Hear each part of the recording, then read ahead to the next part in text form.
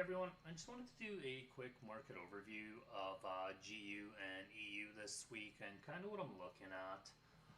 Obviously, both pairs are very bearish right now. This is the daily time frame on GU. We've obviously tapped into all this liquidity here, trendline liquidity here, which also actually happens to be a weekly demand zone. So my expectation is we'll get some sort of a retracement. Whether or not this retracement is it, or we'll see higher prices before the continuing on down, that's totally for the market to decide. Obviously, we don't predict, we just react. But just looking at it quickly right now, GU did meet 50% of the last impulse, which is from this leg up to down here. 50% was met, so we did meet equilibrium. We're obviously tapping into this daily demand zone right now, and we'll have to see whether this supply zone here holds or if this demand is going to fail, and that'll kind of let us decide what we'll do with GU tomorrow. I don't really do a lot on Sunday night. I usually just mark out my 4-hour structure points, and I don't even mark any 15-minute because I kind of want to see what London does overnight. But as I was saying, we did tap into equilibrium here. We did have a higher time frame change of character here, but we still don't know if GU is going to continue on up or down from here. Our long-term target is obviously down, as we are bearish on the higher time frame. So as long as that remains bearish, we'll keep shorting. Like I said, we don't know whether it's going up or down. Everyone, a lot of the DMs I get are, do you think GU's going up or EU's going up or down? I don't know. I just know the higher time frame is bearish and my overall outlook is bearish. But it can do this for 3 or 4 days before it does that. And that's ultimately all I wanted to say to you guys is we're just looking to see whether this demand holds or this supply zone holds. And from that point on, when one fails on the higher time frame, it may give us a directional bias as to what we want to do. But as of right now, like I said, I'm very bearish. One of the things to make note of is look at how slow we climb. So we're very aggressive down. Here it's decent retracement, but here again, very fast and aggressive down, a little slower up, more aggressive down, but just kind of look at how slow we went up here. That to me isn't saying that by any means we're going to turn bullish. One of the things I always use for confluence is the size of the candles and the time it took that momentum. So an easy way to do it is if you just measure the pips and then you take the other tool here and you measure from the start of the impulse to the end of the impulse, and it'll tell you how long it took. So this took 3 days and 4 hours to do, and we traveled 256 pips. Now if we look at the same thing here from the start of the impulse here to the end, and we're going to call the end this last bullish candle maybe. So that's 6 days and 16 hours. And we went up, what is that, 160 pips. So you can see the momentum up is quite a bit slower, and this is one of the things you can throw in your arsenal if you're having trouble with directional bias. It's always good to measure momentum speed up and down, and it's always good to measure it sideways to see how long that momentum took. The size of the candles usually tell the tale. And that's all I wanted to kind of mention on GU. Obviously, overall outlook is bearish. Whether or not it goes up a little more before it retraces, we'll have to see. We don't predict, we react. If we just look at Euro here on the weekly, Euro is obviously bearish. As you can see, we pretty much the same thing. We tapped into a weekly demand zone, and I expect some sort of retracement. But overall, the weekly is bearish, so my expectation is also that this pair is going to continue on bearish. If we just go to the daily, something I was waiting for on Euro is we never really had any proper retracement from this last impulse. And what I mean by proper retracement is on like the higher time frame. It doesn't have to do it, but there's a good probability Euro could come up into equilibrium of the daily, which it hasn't done. There's a very good possibility it could do that. We did tap a weekly demand zone here. Now, if we just go to the 4-hour side of things, what Euro did do is give us equilibrium of the 4-hour. Whether or not that's enough for the market to consider it fair value and continue on down is, up to the market makers. Whether the BFIs keep on pushing us down or we continue on up. Something to make note of too, on the daily here, we did go down lower, but as of right now, we haven't failed. We failed to close below that. That's just a candle wick. So we'll be keeping an eye on that. Same thing on the 4-hour. We actually haven't closed below this wick. If I wake up tomorrow morning and I go to trade and, we don't have a candle body closed below that, maybe we will see further retracement to the upside, or maybe Euro will do something stupid where it does this for a while and keeps everybody guessing.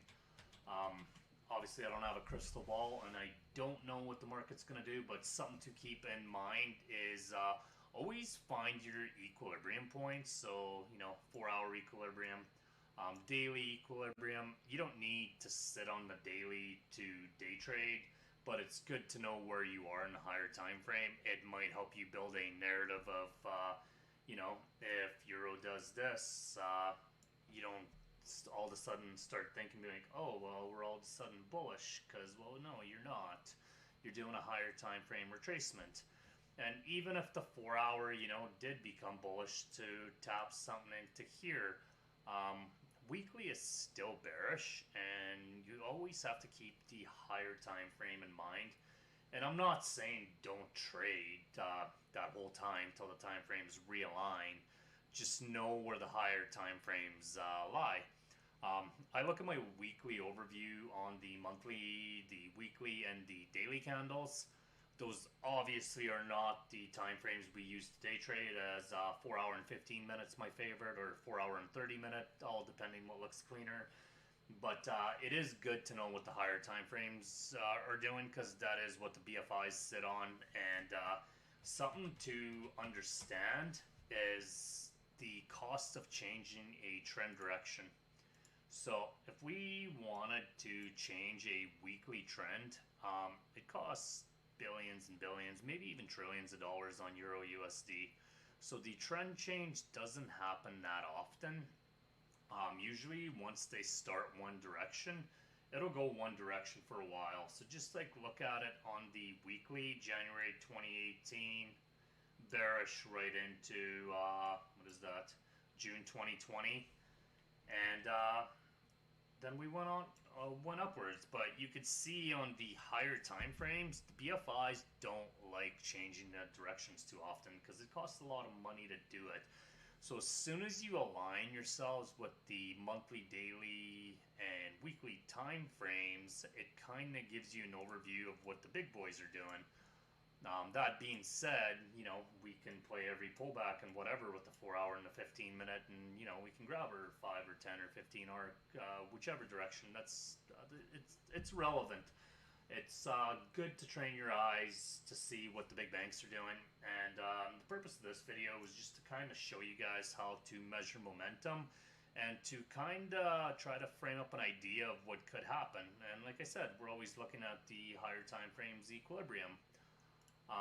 And whether or not they get met, that's completely a whole other scenario, but it's good to know whether or not they do get met. So, like this impulse down on the daily, well, it is very, very possible for GU to come mitigate this. It's very possible for GU to come mitigate that. Ultimately, I think we will see further downside momentum until something tells us that we don't.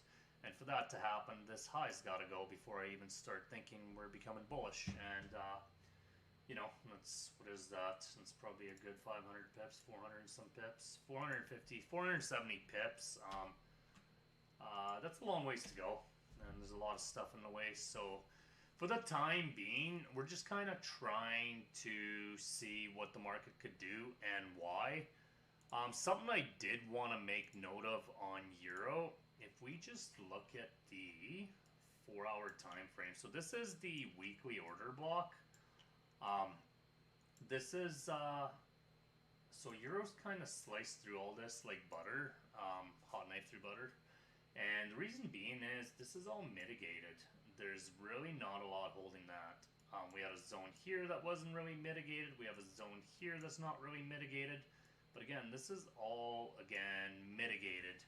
So if Euro does gain enough position size to get going here, I don't really think there's a lot stopping Euro from continuing on down. That being said, we could see quite a bit of retracement because this is a weekly order block. But if you're always looking to the left, look at how price stacks. So when Euro came to this area, mitigated, mitigated, mitigated.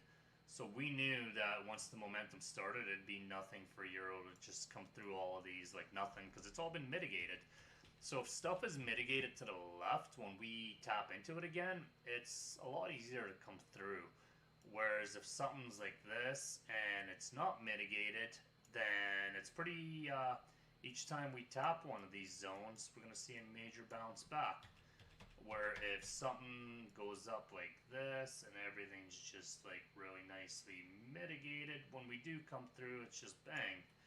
And it's like it's almost like trendline liquidity being stacked. So it's exactly what happened with Euro this week, actually. If we just go to, you can go to the half hour. So I don't really want to drag this video on any longer than it needs to. But again, what I was telling you guys earlier, look how slow this went up. Very slow. Trendline liquidity being built. Bang. Through it. And what is it? One London session, part of New York. I want you to make note of this external range liquidity and what happened. We tapped into it. We had a very aggressive reaction to the upside. And yeah, I'll have to see what the market's doing tomorrow. But these are all things to consider. So this is all internal range liquidity. This to me would be external range. We never actually tapped it, but what we can say is the internal range has been wiped. Now what we can note here is the external range has been hit. We've seen this aggressive reaction. A lot of times when we do hit external range, we could see more momentum compared to just taking internal range liquidity. And something else to make note of is we've also taken all this internal range liquidity as well as the external range liquidity. So that could, if this does start going up, you'll know why. And the market kind of, it seeks out liquidity. So the next bit of liquidity, if we start going up, is here, and we could start targeting those areas if this continues on up and this high goes, for example. Obviously, build your narrative as things build. Don't predict. I think I've overstayed my welcome and talked way too much, but yeah, I hope you guys have an awesome, awesome trading week. If you have any questions, just throw them up in the questions box, and I'll be chatting with you guys this week.